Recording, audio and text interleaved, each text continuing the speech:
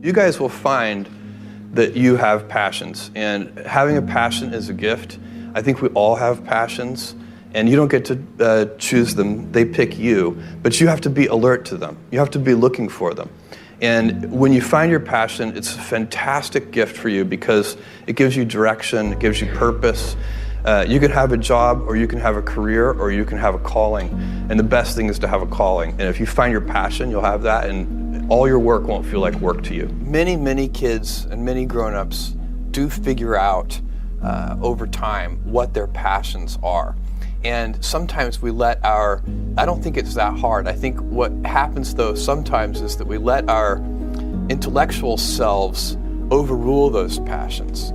And so that's what needs to be guarded against. My job, one of my jobs as the leader of Amazon, is to encourage people to be bold.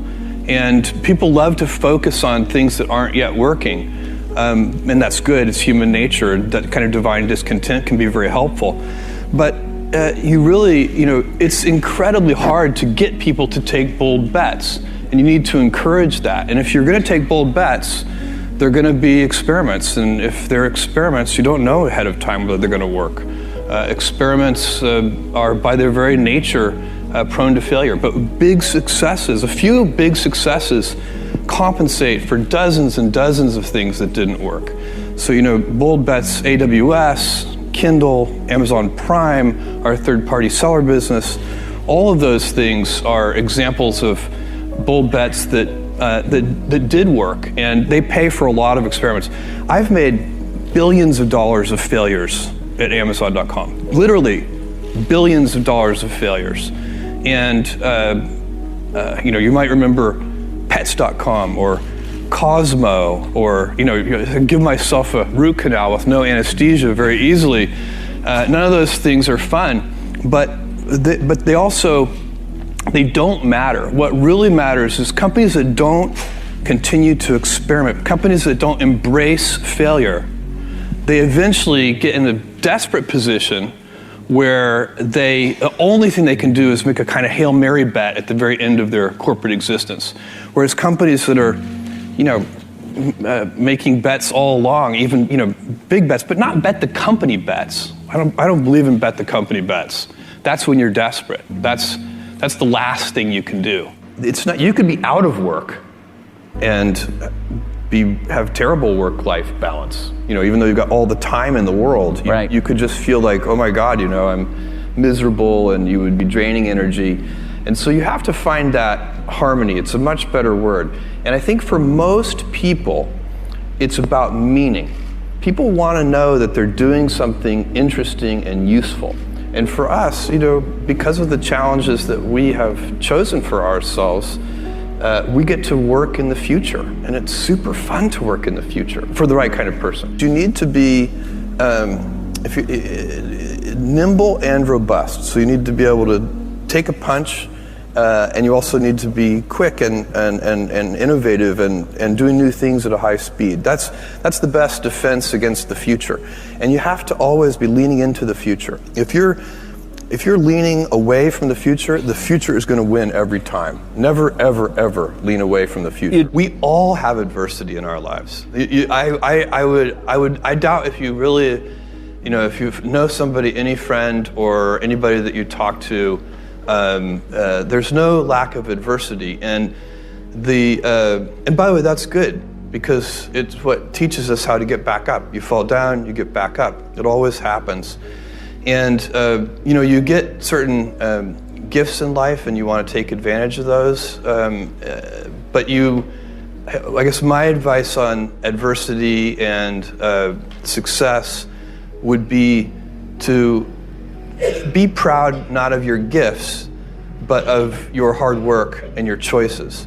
So, you may be, the kinds of gifts you get in life, you might be really good at math. It might be really easy for you. That's a kind of gift. But practicing that math and taking it to the next step, that could be very challenging and hard, and take a lot of sweat. That's a choice. You can't really be proud of your gifts because they were given to you. You can be grateful for them and thankful for them. But your choices you choose to work hard. You choose to do hard things. Those are choices that you can be proud of. Being an inventor requires, because the world is so complicated, you have to be a domain expert. I mean, in a way, even if you're not at the beginning, you have to learn enough so that you become a domain expert. But the danger is once you become a domain expert, you can be trapped by that knowledge. And so inventors have this paradoxical ability to have that 10,000 hours of practice and be a real domain expert and have that beginner's mind. Have that look at it freshly, even though they know so much about the domain. And that's the key to inventing. You have to have both. And I think that is intentional. I think all of us have that inside of us, and we can all do it, but you have to be intentional about it. You have to say, yeah, I am going to become an expert, and I'm going to keep my beginner's mind. You can't skip steps. You have to put one foot in front of the other. Things take time. There are no shortcuts. And but you want to do those steps with passion and ferocity. It's easy to have ideas. It's very hard to turn an idea into a successful product. There are a lot of steps in between, and it takes persistence, relentlessness. So I always tell people who are who think they want to be entrepreneurs, you need a combination of stubborn relentlessness and flexibility. And you have to know when to be which. And basically you need to be stubborn on your vision, because otherwise it'll be too easy to give up. But you need to be very flexible on the details, because as you go along pursuing your vision, you'll find that some of your preconceptions were wrong. And you're going to need to be able to change those things. So I think taking an idea successfully all the way to the market and turning it into a real product that people care about and that really improves people's lives is a lot of hard work. Don't try to chase what is kind of the hot passion of the day.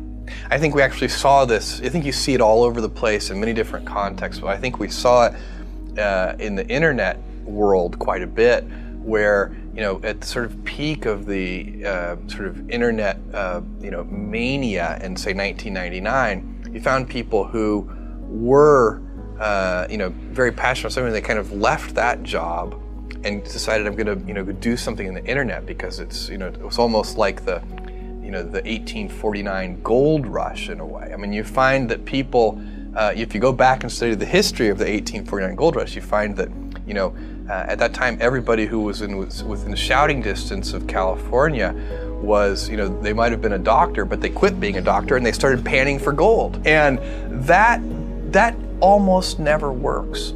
And even if it does work, according to some metric, financial success or whatever it might be, I suspect it leaves you ultimately unsatisfied. So you really need to be very clear with yourself. And I think one of the best ways to do that is this notion of projecting yourself forward to age 80, looking back on your life and trying to make sure you've minimized the number of regrets you have. That works for career decisions. It works for family decisions. Do you want? I have a 14-month-old son, and it's very easy for me to, if I think about myself when I'm 80, I know I want to watch that little guy grow up.